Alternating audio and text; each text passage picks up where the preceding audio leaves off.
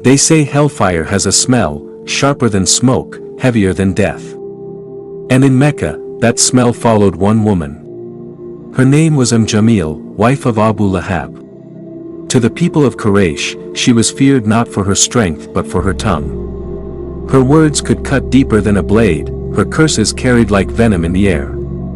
And when the Prophet Muhammad began calling the people to truth, no one screamed louder, cursed harsher, or hated deeper than her. At night, she became a shadow. Slipping through the alleys of Mecca, she dragged behind her a coarse rope made of palm fibers.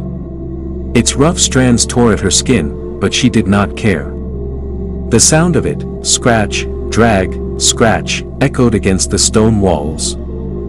Announcing her presence before she appeared, in her arms, she carried bundles of thorns, branches sharp as knives. With a twisted smile, she laid them across the Prophet's path, whispering through clenched teeth, "Let him bleed.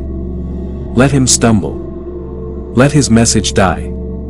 But each morning, he walked unharmed. The thorns scattered uselessly, as if swept away by unseen hands. Her traps failed, her curses dissolved into nothingness. Yet instead of breaking her, this only twisted her deeper into hatred. By day, her voice rose in the markets. She hurled insults at the Prophet, mocked his message, and spread lies through every corner of the city.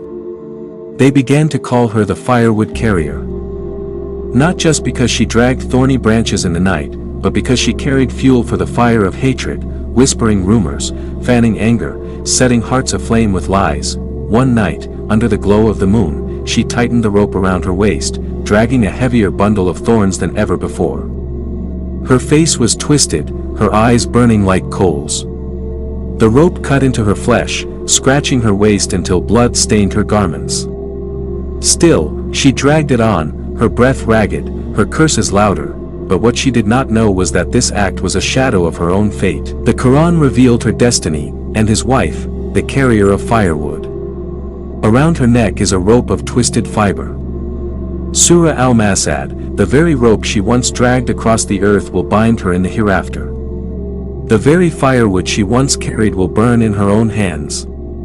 And her voice, once so sharp, will be silenced in the roar of hellfire, so when people whisper about Jamil, they don't just remember her hatred.